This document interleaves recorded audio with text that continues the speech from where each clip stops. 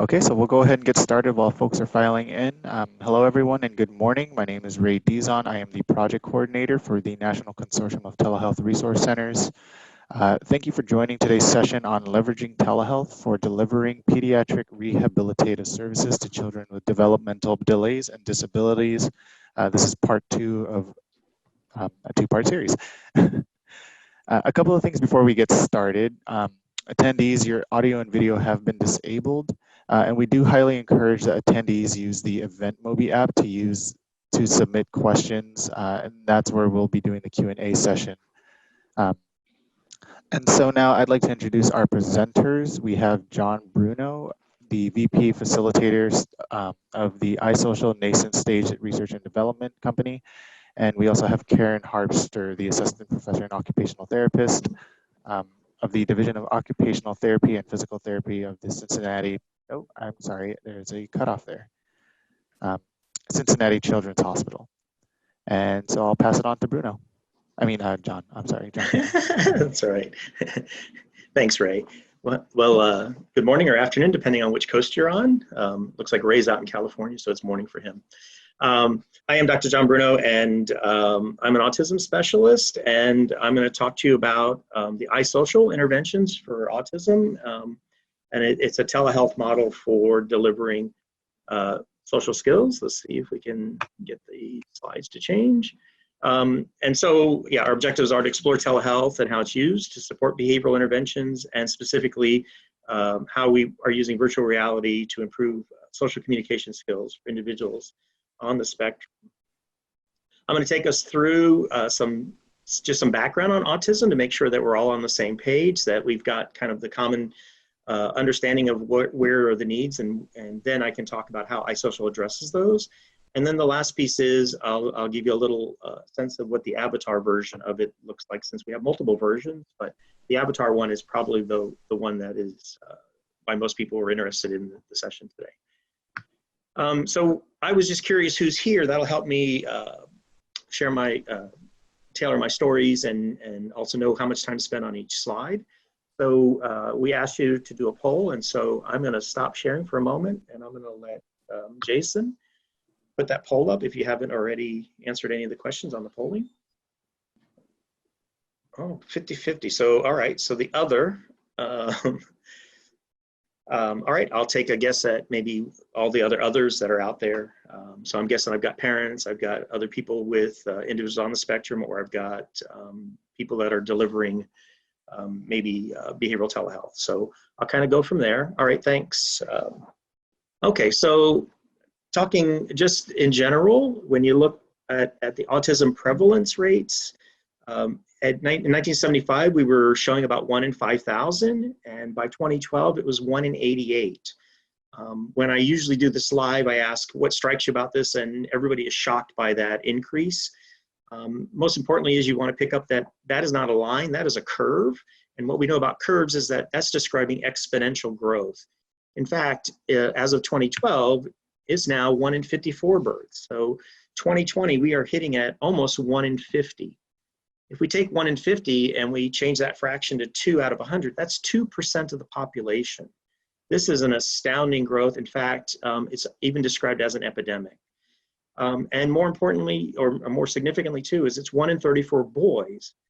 Now, when you see a difference between boys or gender like that, what that does for us is it says this has got to be genetic.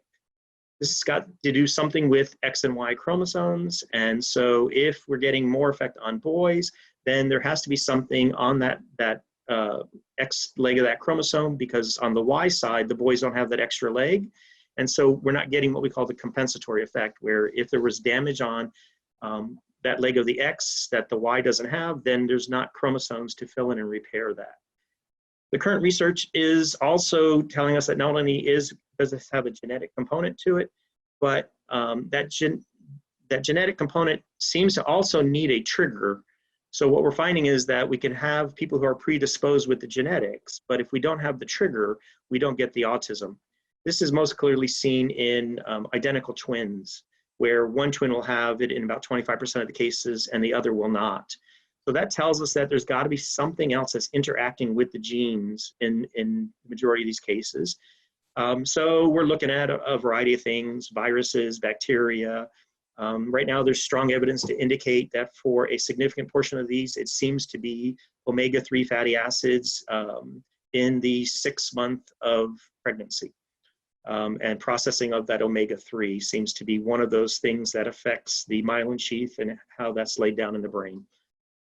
We also have now sonogram data where if we go backwards and look at the sonograms of those individuals that currently are identified with autism, we find that they have larger skulls, bigger brains, and we know that throughout life they will have about 1 pound heavier of brain matter. You would think a larger brain would have not have effects, but what we find is that when there's a larger brain, we don't get the pressure on the brain as it grows to crop out things it doesn't need because it's got the extra room for growth. So this is clearly linked to genetics. If the fact that we can go in the sonogram and see that the skull is bigger, then this can't be vaccines. Unless there's some way a vaccine at the age of 2 can go backwards and change the size of the skull, it can't be vaccines. And again, we've spent almost 20 years of research proving that this has got nothing to do with vaccines. And so I always say that because we know that almost 50% of the people with bachelor's degrees are not vaccinating their children for fear of autism. But it's got a whole nother history there of why. But anyway, let me just make that point and we'll move on. So what is it? It's a neurobiological communication disorder. This is the first thing that's most misunderstood. People often assume it's a mental illness or emotional disorder. It is communication. It is a spectrum, so it can move from individuals that are nonverbal, barely aware that others are in the room, all the way up to the most highly verbal and gifted. We call those twice exceptional. It is treatable, not curable. What we mean by that is that just like with diabetes, we could help you treat your diabetes, but we're not going to cure it. We can help you eat better and watch your diet and things like that. On average, children identified with the higher functioning form of Asperger's after, children identified about age 4. With Asperger's, the higher functioning autism, these are the individuals that have normal to above average intelligence and very strong language skills usually. They're not getting identified usually till about after age 6, and what we find actually is it's right around 3rd grade is where we get the majority of the beginnings of understanding that there's something else going on here. However, parents do notice developmental problems before the child's 1st birthday. We've got data from eye tracking and from pupillar response data, and it's showing us that as early as 10 months old, we can identify differences in how these individuals are using their eyes and tracking. And so we know that, again, this is not something that's happening after a vaccination at 2 years old. So the medical diagnosis uses the DSM-5, and it says that we need to see a deficit in social communication and social interaction paired with restrictive patterns of repetitive patterns of behavior or interests. One of the changes when this latest edition came out is they did away with all of the labels. So they did away with the PDD-NOS and the Asperger's, and instead they went to severity levels. A level 1 is a mild, a 2 is a medium, and a 3 is a severe or significant. So the individuals that I'm going to be talking about mostly are going to be a level 1, also sometimes described as high functioning autism, used to be Asperger's. While the new diagnosis has come out in this terms, we are still using those other terms because people with Asperger's call themselves Aspies. It's still used pretty much universally.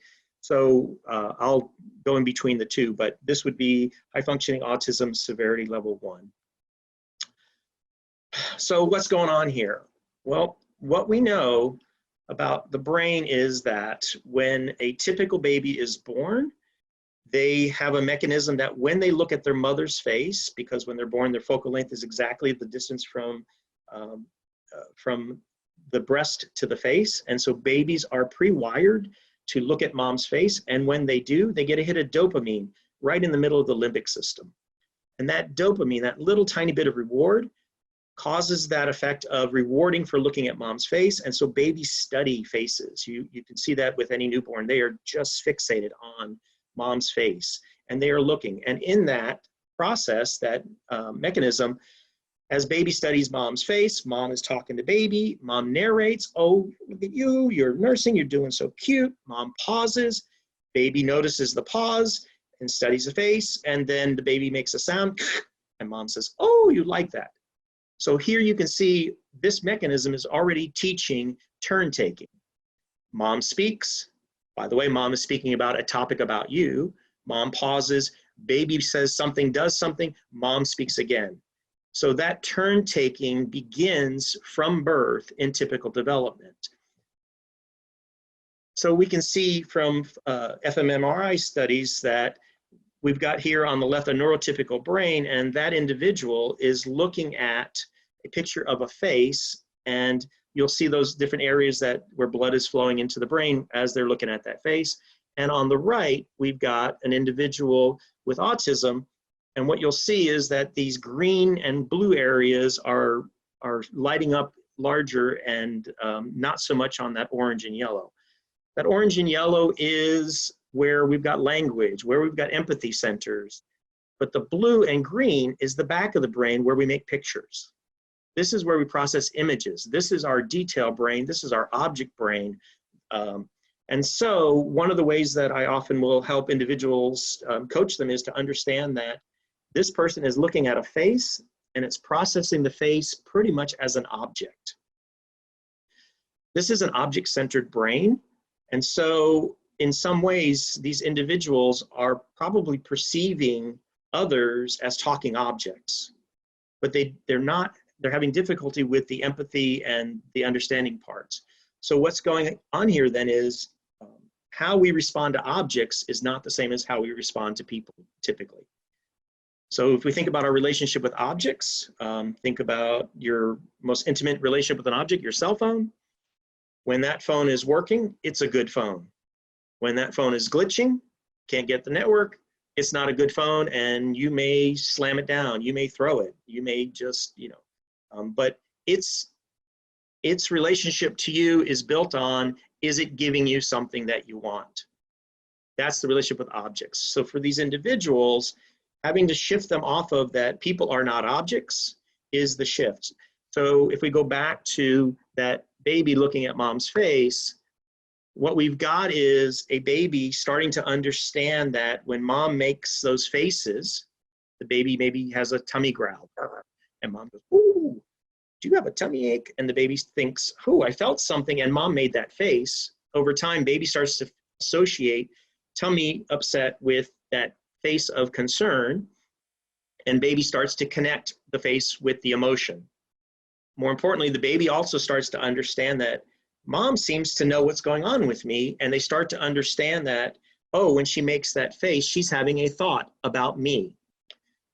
So this is called joint attention, and it's the beginning of where we start to understand that we're being perceived. We're starting to read people's minds by reading those nonverbals. If I'm in an object-centered brain, this is where the sound comes from, so this is where I pay attention, and this is what we see in eye tracking data. But I'm not looking up here for where the eyes and the eyebrows. And so what we're getting is that this is where we want you to focus, but they're looking at where the sound comes from. Not much information there.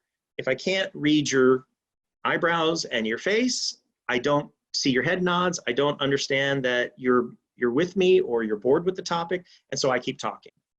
I don't understand that you have a perspective of your own. In fact, I may not understand you have your own thoughts. And so the second error often I see with my individuals I work with is that they assume you can see the pictures that they're seeing in their head. And so if the image of the movie they just saw came up in their head, they'll start talking about the movie. But they don't catch on that your nonverbals are saying, I don't know what you're talking about, or I didn't see that movie, or that's interesting, but I'm looking at my watch and I'm trying to give you a clue here that it's time to go. So this ability for joint attention to learn to look where someone is looking, learning to look at that face, this is the deficit that is really at the root of all of the higher level issues that we run into. So we get three core deficits from this, this mechanism not firing off that dopamine into that brain to reward studying of the face. The first one is called theory of mind. This is perspective taking, but it's the description of me creating a theory of what you might be thinking. The second issue becomes central coherence. When I'm in an object-centered brain, this is where we process detail. And so I will focus in on details, but miss the larger context. This is why these high-functioning individuals are amazing at detailed tasks like coding and finding coding errors and medical billing errors. You know, you and I, if we had to read the same directions every day and look for the error, we'd be bored for most of us. But for these guys, that repetition and looking for that one error is exactly what this brain is wired to do. And so we will see those kinds of strengths, but missing out on that. I have to read the context of the face also to understand that there's a difference of how I should be acting. And then the last one is executive functioning. Because these individuals are not paying attention to the cues that will give you the most information, their brain they're getting surprised all the time. People are reacting in ways they didn't expect, so they're getting startled. So as they enter into social interactions, they already start with some anxiety. So when you're in anxiety mode and you've got that fight or flight going, you begin to scan the environment for threat. And so these brains are looking all around the environment and they're taking in everything. When you don't know what's important, you take in everything. And so this is the next error that we see, that they will use cues in the environment that aren't the right cues. But more importantly is if your working memory is filled with taking in all of the information, then what happens is you don't have extra room for when you need your attention for problem solving or not taking things in the wrong way. So iSocial was developed by Dr. Janine Steester at the University of Missouri. She published 18 different peer-reviewed studies. It's based on a model of 32 sessions of scaffolded instruction, and it was particularly geared towards addressing youth with high-functioning autism Asperger's, but it was also, in the groups were also individuals with different, not having autism, but having social skills deficits. And again, it's addressing specifically theory of mind, emotional regulation, and executive function.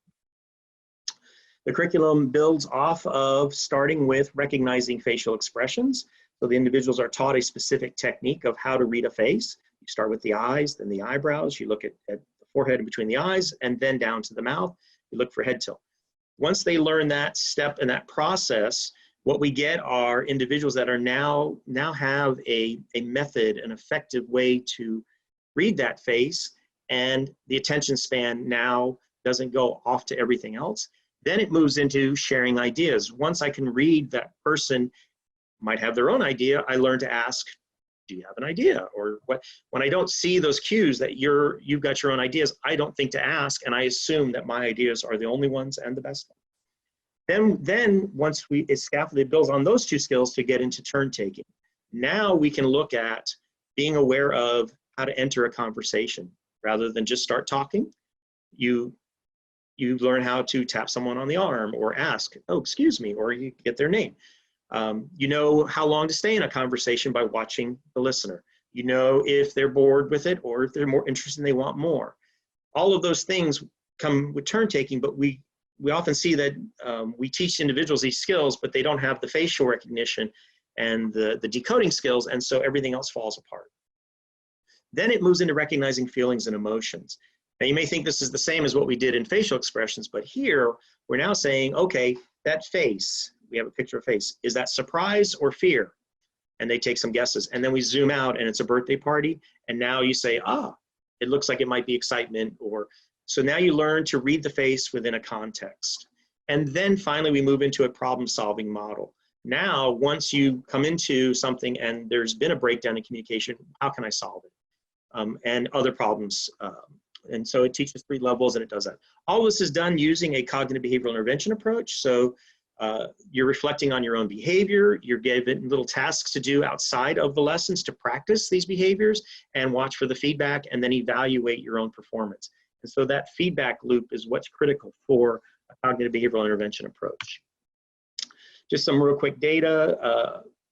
What you're seeing here is the data of improvement in social cognition, social communication, behavioral regulation, cognitive planning, and a small effect in inhibition and cognitive switching. Dr. Cecil was working out of the Thompson Center, and so they happened to be in the same group that had some doctors working on brain scans. And so this is one of the rare times where you've got a social intervention that actually has fMRI data. So what you're seeing on the left there is with the pre-intervention, this is the amount of working memory that an individual is using to problem solve before going through iSocial. And over here is how little working memory is now being utilized once they had gained all of those skills to better decode an environment and then have a problem-solving approach. And so what's impressive here is that we are seeing a more efficient use of working memory. What this means is that I've got an individual that's no longer climbing up into anxiety levels. The version that was created was an on-ground, original face-to-face, kids sitting around a table, and the versions then were, there is an elementary school version, a middle school, and a high school version. And then they started with a online avatar version using a virtual world. And so here's a quick little video just for you to see what that looked like. Oh, and hang on a minute. I think I need to make sure, okay. I think we're good. Okay, hopefully we're hearing this. Let's quickly choose our personal goals. It's not a video game, but it looks like one. You guys have a couple to choose from. Families were coming back saying, wow, what are you doing? Teachers that weren't sure what we were doing, just knew that kid was doing something, were coming to us and saying, can we have whatever you're doing because we're seeing changes at school. College of Education faculty have developed curricula that uses a virtual world experience, like a video game, or the upcoming lesson, which is in a castle, to help students with autism spectrum disorder learn social competency. It's called iSocial. One of the things that the technology does, it allows us to bring the social experience to them in a little different way. So it can be brought to them in steps. The curricula help kids build skills like idea sharing, turn taking, and facial expression recognition. There are 5 units comprised of... All right, and I'll stop it there. But so this was the virtual learning environment version. Unfortunately, when it was designed, it was created in Sun's Wonderland virtual toolkit, which is now obsolete.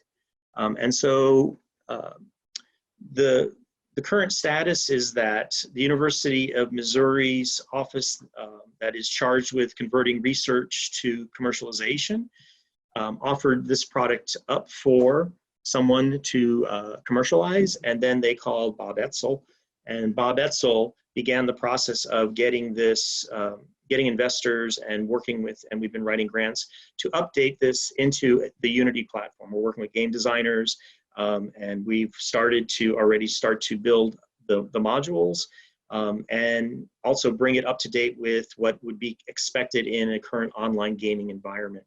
So we are again, trying to get this into a version that the individuals will recognize as any other gaming platform that they would be used to seeing with the same kinds of functionalities.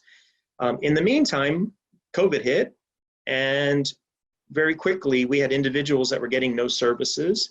And so we pivoted and we started creating an iSocial Zoom version. So we're taking that face-to-face version, and we are doing these small groups now in a Zoom format. What was interesting of this is as we started reaching out and offering this option, the groups that were coming to us were parents of individuals, their sons or daughters were adults now. And so what the second thing that we're doing is we are developing another version called Social Life. And in that one, I'm changing it to be career, workplace, interview. And so we're shifting the focus away from in a classroom and moving to more of something that's related, more appropriate for high-functioning individuals that are at work. So that's iSocial, and gives you an overview of that, and we can talk more about it in questions and answers. I've also, this will be made available to you, but I've also included the research for you on the avatar version. And again, I think, if I'm not mistaken, Ray, we'll do questions later as a group. I think Yeah, that's correct. Yeah. Okay. All right. So I will move on. I'll hand it over from here. Yeah. Okay. So my name is Karen Harpster. I am a PhD researcher and an occupational therapist here at Cincinnati Children's. And so I do a lot of work both clinically and in research. So I'm going to go through a little bit more of a story of how we got started with telehealth. We got started in about 2013, and kind of the journey that we took here at Cincinnati Children's. But to give you some background, our therapy department is one of the largest in the United States. We have over 200 occupational and physical therapists. We have inpatient therapists, outpatient therapists, sports ortho therapists, and then we have an inpatient psych setting. And so within our university, we have our setting, we have our main campus, and then we have 8 neighborhood locations. So to kind of give you a perspective of where, how we kind of operate. So when we started, I kind of wanted to give you an overview, and then I'll go through some of the projects individually to kind of see different ways that you could use telehealth within rehab. So when we started back in 2013, we started with 3 to 5 therapists, and the way that we did that is more from a transition. So we were helping families transition from the inpatient setting to the outpatient setting. And with telehealth, I'll show you some videos, but we used some videos, what we would call store and forward, that the inpatient therapist took to help the outpatient therapist realize what their patient looked like that they were going to get in the outpatient setting. The other trial that we did was with feeding therapy. So in occupational therapy, a nice way to use telehealth is with feeding interventions, because really what they do in therapy isn't as important as what they do at home, and kids eat all day long. So we wanted, and that we thought that was a natural way to bring telehealth into as a trial, is with feeding therapy. So again, when we started in 2013, there was about 7 therapists out of our 200 plus that were doing telehealth. Then we started in the research world. We had one study that did OT intervention for kids who have cortical visual impairment. There were 2 therapists, one that was a blind assessor and one that was the interventionist, and we did that with a handful of kids. And then our second study was for kids who have either autism or ADHD.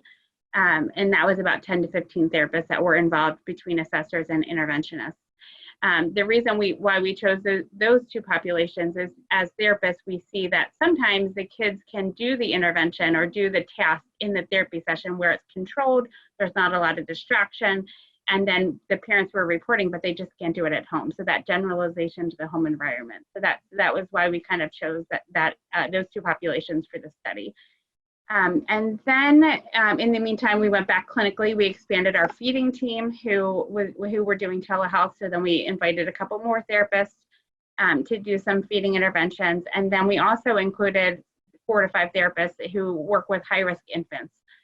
More importantly, high-risk infants, we have a big neonatal follow-up clinic here, and there are some infants that travel, like from West Virginia or Indiana, but they're just not able to get the services back at where they live in those rural areas. So we thought that was a nice way to use telehealth to intervene with those kids who wouldn't otherwise get services. And then COVID happened. And so then luckily we had these programs going on, and we quickly were able to transition to everybody was able to do telehealth with a lot of training.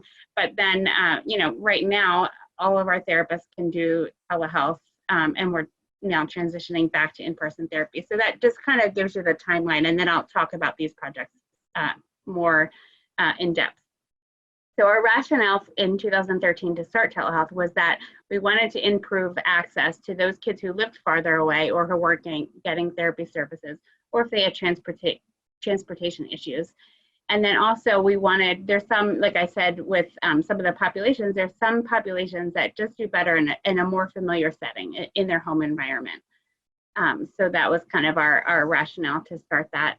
So we started our telehealth, like I said, in 2013.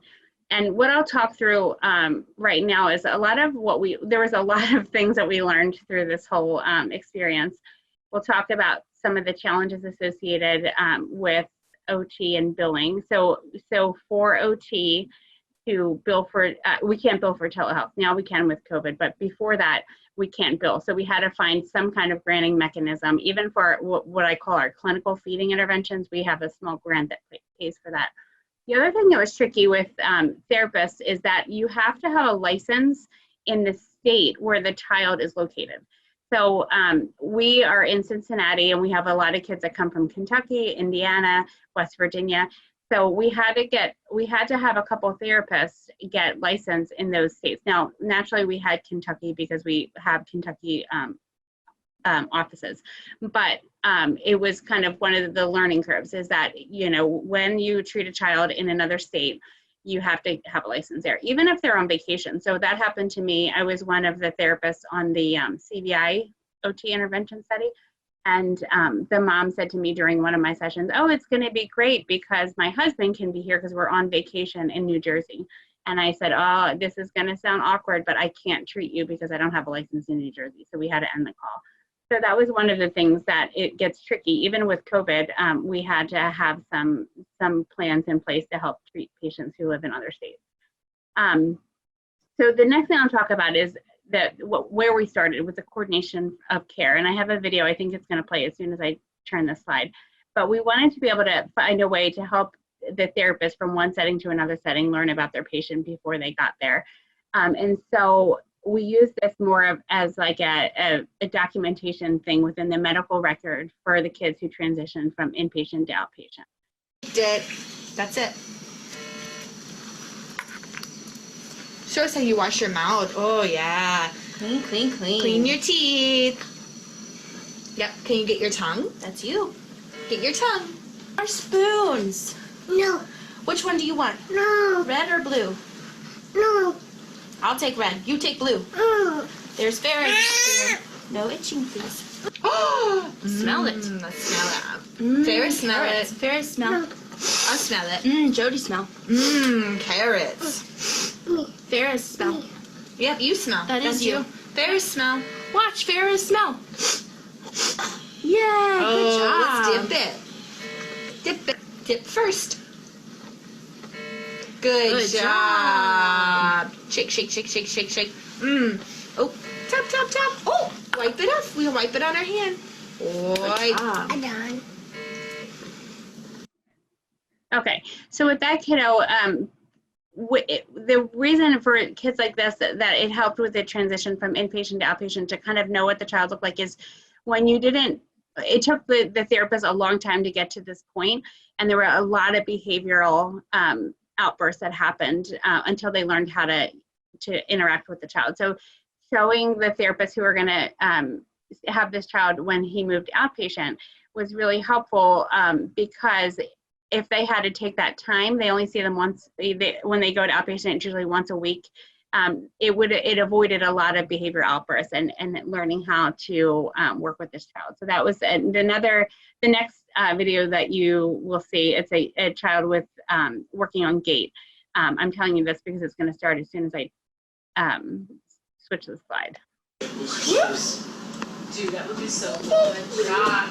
Yellow paper or black? What do you think? Here, take your red turtle and see if you can drop one. What? Do you see him? Sorry.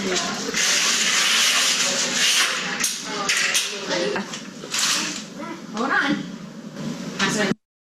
Okay, so we'll move on so I don't run out of time. So that was kind of our first project to kind of learn about telehealth, and that was to transition from inpatient to outpatient. And like I mentioned, then we started with feeding programs, again, finding those kids who had difficulty with either chewing, swallowing, picky eating, anything that would fall into that category. And we had a small pilot grant where we could use the funding to provide those feeding interventions. We did, for all of our telehealth, we have pre and post outcome measures to kind of see if the therapy is successful, does it change the cost to the patient and or the organization, and then how satisfied were the parents with the intervention. So that's the next video that you'll see will be an example of a feeding intervention. And then we'll go to the tube feeding because I did want to see her tube feed at home in bed. Okay, perfect. I'll give you a minute if you want to get that set up. Perfect. Now is it touching her lips? Okay, once it touches, let's move it away for a minute instead of holding it. Perfect. That just allows her to have a little bit of that taste, but not so overwhelming that it stays there. We're getting some lip licking, but that's good.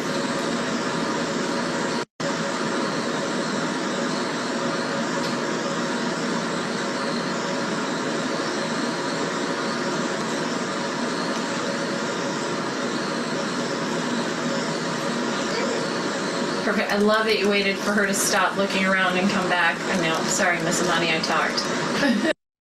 So that's a good example of, you know, what I'll talk about in another slide is we use a lot of parent coaching when we do telehealth. And it's a nice way to be able to guide the parents on how to provide the intervention and the parents get the experience of doing it, because really the parents are the primary caretakers and we want to make sure that they know how to interact and how to feed their child more than anything. And so it's a nice way to kind of build the confidence in the parents and the competence in doing the skill. So what you're looking at now is just our beginning data from the feeding intervention. This was from when we just had the 1 to 2 therapists that we're providing. We use something called the COPM. It's a Canadian Occupational Performance Measure. It's a parent-based measure where the parents get to rate how successful their child was with making improvements. So the blue lines that you see there are the parents rate on a scale from 1 to 10, how well they're doing whatever their goal is. So in this case, feeding or eating. So the light blue line is, you know, pre, and the dark blue line is post. In this COPM, we expect a 2-point change that we would consider that clinically significant change. So most of the kids made clinically significant changes in their performance, and then the green bars are pre and post satisfaction. So how satisfied the parents are with the progress that their child made with their feeding intervention. So during this time, this is where we had to stop and think about technology issues. So a lot of the families do have devices. So that was one of the things that we were surprised about. We were thinking we were going to have to provide the families with a lot of iPads. There are some families that we had to do that, but the majority of the families had their devices and Wi-Fi. But we did create a loaner program. So we do have a program through our Center of Telehealth, which is the CTH, where we can loan out hotspots and iPads to families who need them to be able to do telehealth services. And so what we have done with that is we've pre-installed the clinician shortcut. So when the family gets the iPad, their therapist, all they have to do is click their icon. So really user-friendly. And then we provide hotspots that are on Verizon network. So there are some areas where it's tricky to still get a signal with those hotspots, but for the majority, they work pretty well. Some of the lessons that we learned in those 2 projects is that the partnership with our Center of Telehealth was really important. When we developed all the processes, the more that we could mirror the current workflow of the therapist was important. So when we built documentations, their visits, the scheduling, we tried to make it look just like it did clinically so that there was less error on the therapist's part. And then, like I said, developing the loaner equipment program was helpful. The other thing that we learned is to do a test call. So there is user error to kind of figure out how to get the program to work. And so we now do test calls for all the families to make sure the sound's working, the video's working. We have a plan to get every family's email address and phone number where they would be best contacted if the video's not working. The other thing that we didn't think about is telling parents that they have to charge the device. So sometimes we couldn't get, in the beginning, we couldn't get the sessions done because the device wasn't charged.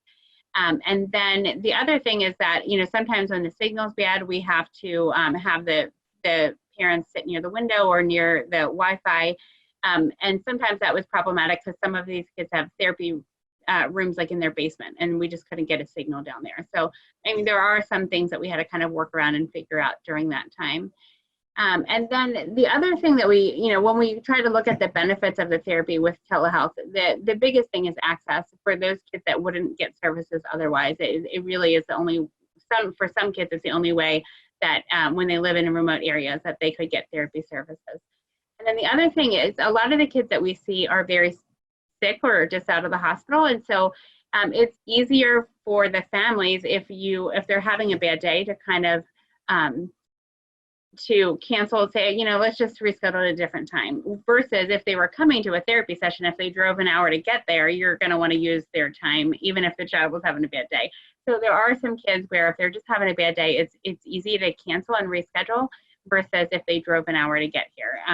That's one big advantage.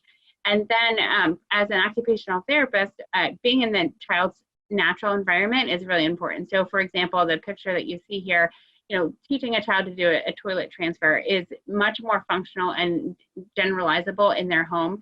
And we do have a toilet that we can practice on here in the clinic, but it might be on the other side. There might be more room than they're allowed in their home. It's just being able to do those kinds of things with the child's actual materials is really helpful.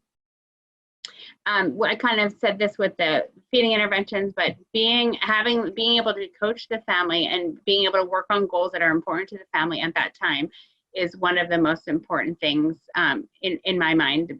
The parents have reported that they have increased confidence in delivering the care to their children after doing telehealth. Just gives them empowerment, and like I had mentioned, there's a lot of coaching and education that happens, and the parent kind of takes the therapist role, so they have to kind of figure it out. There are some barriers. So sometimes there are things that we have in the clinic that would be more helpful to do therapy with. So that might be a kid who has sensory issues, that they might need some equipment. So there's sometimes where telehealth might not be the best option.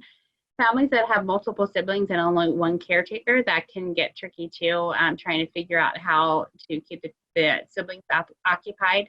Sometimes with babies, I mentioned we did our pilot with high-risk infants. So sometimes when the baby is on the floor, the parent needs like 3 or 4 or 5 hands to hold the camera, do their interaction with the child. So trying to figure out tripod situations, angling, that kind of take some time. Like I mentioned, vacations, you can't really do telehealth in other states because the therapist most likely is not licensed in that state. And then sometimes if the child needs a lot of handling, or if the parent needs help learning how to handle the child or position the child, a mix of in-person therapy and telehealth sometimes is more ideal. I mentioned the licensure issue. You have to be licensed where the child is located.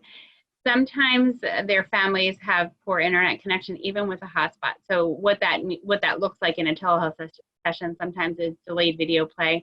Or, sometimes the parent would say, oh, did you see him, reach for the blue dot? And then I would see that a minute later because it was just delayed. Some of the solutions that we've come up with over time is obviously to remind the caregivers to charge the device the session before. The other thing, to find a workspace that's set up with a closed door. Sometimes pets can get in the way, or other siblings with the noise sometimes is bothersome. And then trying to help the parents problem solve some activities that they can do with the siblings to keep them busy, or using the siblings as part of the treatment. So asking the siblings to be a helper for you. Sometimes when you're working with babies, having a doll handy. So like, especially if it's a baby, for example, with torticollis, if you have a baby doll handy so that you can show the parent on how to move the child, that is often helpful. Or having something bright that will attract the child's attention on your end of the screen is also very helpful. And then the last thing that I'll talk about, and I'll try to do it quickly because I know I'm running out of time, is our research study where we did evaluation and treatment for kids who had visual impairment. This was a combination. The evaluations happened in a clinic, and then the intervention happened at home. So they were randomized to either intervention or a waitlist group. The intervention took place over 4 months, and they got 9 sessions. And then the other thing that they got when they were in the intervention is that we would send out some toys to the kids that were adapted to their visual preferences. So here's a video that's not playing. Okay. Oh, there we go.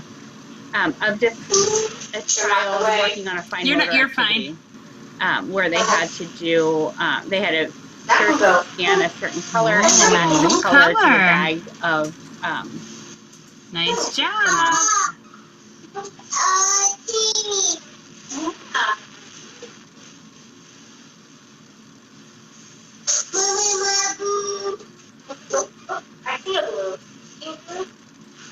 So this kid's working on visual scan and things up and organizing colors. This is the same kiddo who is with kids with visual impairment. Looking at books is trickier than looking at 3D materials. So he's trying to scan the page and find something in a complex background. Black, that's right. And blue, good. So you get the idea there. And this is a little girl who was, again, working on a visual scan using two hands together. I help just a little bit. Good job. What's in there?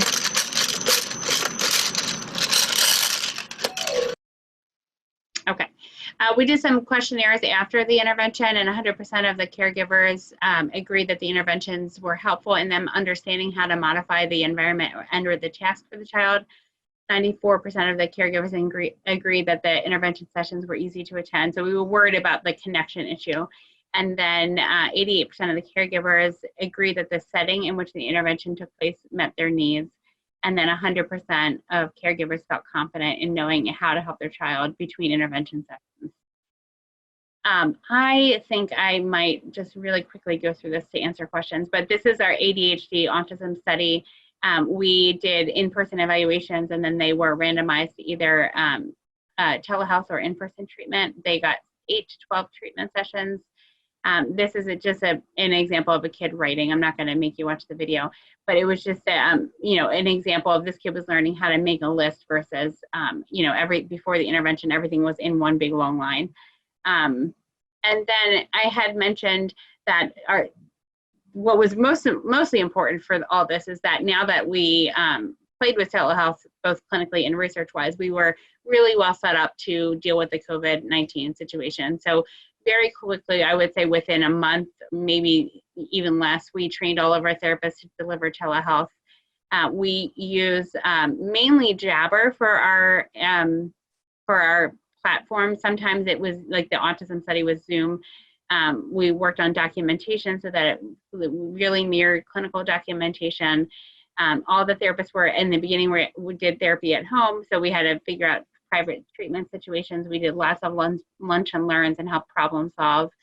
We had to figure out some automated systems within our Epic system to be able to send Jabber links to families now that we were providing telehealth to like thousands of kids. And then for some therapists, we had to get emergency licenses in other states because we treat other kids in various states. And then with PT, that was a little bit easier in some states because they have a reciprocity licensure thing, which made it a little bit easier. And that is all I have. So if you guys have questions, John and I are available. We can answer questions. I'm going to try to get my... So Okay. yeah, thank you both for an amazing presentation. I know that I personally learned a lot from this. I used to work as an applied behavioral analyst, working extensively with kids on the spectrum, and really wish that telehealth were available at some points. But yeah, let's move into the Q&A section. Let's see. So I'm looking at the Event Mobi app. I'm not seeing any questions yet. So we'll give it a second, see if anything comes through. Again, for those attendees that that didn't hear it the first time, if you have questions, please use the Event Mobi platform. That's where we'll be reviewing some of the questions. So let's just give it a minute. Well, while we're waiting for those, maybe I can add, as I was listening to Karen's, it made me realize we were running the same issues, Karen, with the having to be under somebody's license within the state. So right now we're looking at Kansas and Missouri, and the same issue is, and then the billing issue came up. The person who can bill has to be, and so we're running through those exact same, telehealth barriers, but we do have the medical billing coding for these therapies. It's just now, all those logistics like you were talking about. Yeah. So the funny thing is that, one of the big pushes as we were doing telehealth clinically and in research is to we wanted to be able to show that it was effective. And now that everybody's doing it everywhere, we're hoping that some way, somehow it'll start to be billable, even if it were for a select population. There's just some populations I feel like that could really benefit from getting therapy in the home. Yeah, and the second thing that struck me from yours is that we're seeing this in education as well, and you did ABA, Ray, but we're now having to think of the coaching in 3 different models, right? One is the person in the front of the screen, the second is coaching the adult with the child, and the third is coaching the adult, but the child doesn't want to see himself on the screen. And so, in a sense, we're now looking at multiple levels as well. So that struck me as I was watching yours, Karen, but yeah, that other piece of, getting services out to individuals that have no access that you talked about, especially where you are out there with West Virginia and down in Kentucky. But we're seeing this in the corner of Kansas where the person said, well, my closest therapist is in Denver, 200 miles away. Wow. Right. Or, we got, again, so what we're seeing is that, that telehealth ability to deliver. The other one we're seeing is for autism, there's ABA, maybe that's hard to do through telehealth, but there is nothing for high functioning guys. There is really nothing out there for social skills groups. So as we talk to the consortiums, like the Mid-Atlantic region, we're hearing is that we don't have anything for behavioral health in terms of group therapy for autism. And so again, it seems like we're, with COVID now, it's really helping to drive it even more that, people are more comfortable with what we're doing too online now. So it's not so, prior to this, I probably did two sessions of anything. Now it's every day. John, you might not know the answer to this, but do you have like a timeline? Like how long do you think it would be until, do you have a guess of until your program, it would be available? So the Zoom version is ready we are creating the groups right now. One of the pieces I didn't mention was that made this research so effective is that you put together groups that are similar in ability. Because they're working as a team, they're working on group social skills. So kind of like your piece for generalization and transfer, they're in the home, so you get a natural fit. For us, this is supposed to be reading social cues, but you're looking at a screen. However, what's nice about the gaming version is their avatars are working together to solve something. On the Zoom version, where it's live like this, we're having to give them activities to do to solve together and coach them. Okay, let's, I'll put something up on the screen. Let's work on that. What do you want? What do you think we should do? What do you think the answer should be? So it's a little, again, it's made us adjust of what it looks like to coach, but it just, we do it. So we're ready. We are creating the groups. We're hoping within the next 2 weeks, we should have some of those adult groups rolling. We're getting a lot of interest now. It's just my time of trying to place everybody by level. So that's the Zoom version, the virtual Zoom version is pretty much ready. It's the avatar version that, the funding to get the first modules created. And of course, what happens in the tech world is until you have a paying customer, people don't want to invest. So we've been using grants and things like that. But now that we've got billing coming in through the Zoom version, we think that'll help to push it as well. But we've already got the beginnings of the first module for the new gaming version, the iSocial virtual 3D BLE. Sounds really cool. Especially the MRI that you showed with the working memory. That's just amazing. That was incredible. To see executive functioning impacted, but it makes so much sense, right? The way I describe it is, it's for those who don't know about executive functioning and working memory, it's like when we're driving down a street at night looking for an address, and as we get closer, we turn the radio down, right?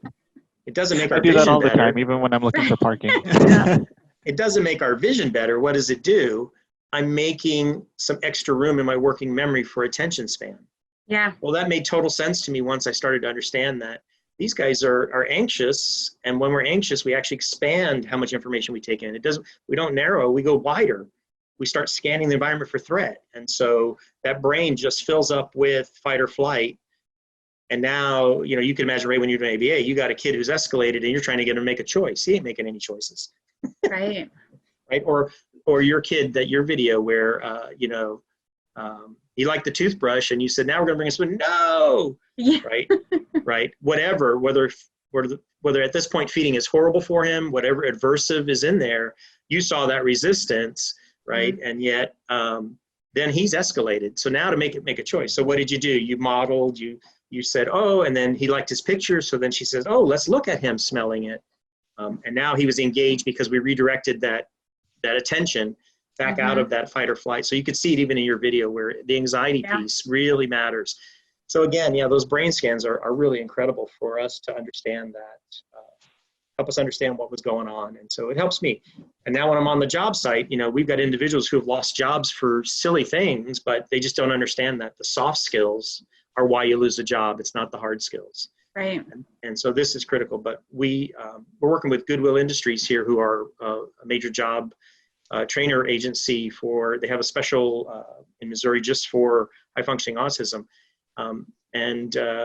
We've got individuals with bachelor's degrees that, are working at a grocery store, right? Because they can't get through the interview because they got on the job and, they couldn't shift focus for problem solving. So we have a chemist guy who's, works in labs and, once he starts a process, he's going to go right down that list of steps. Well, if it takes 20 minutes for the sample to run, you don't keep watching the sample, you go do something else. Right. Right. And that's executive functioning skills. That's problem solving skills. So, it's again, Dr. Cesar and her group really created an amazing package. I was fortunate to come into the research for the middle school parts of the project and help with that. And that's how I got involved. And then when it converted over to commercialization, they told Bob that, so call John Bruno. And that's how I'm involved. Nice. All right. So we're short on time. I wanted to thank both of you again for an amazing presentation. Really quick for the attendees, before you folks hop off, please complete the survey, the feedback survey. So if you navigate your way back into Event Mobi, scroll down at the bottom. We have a feedback survey available for you to fill out. We really do appreciate your opinion.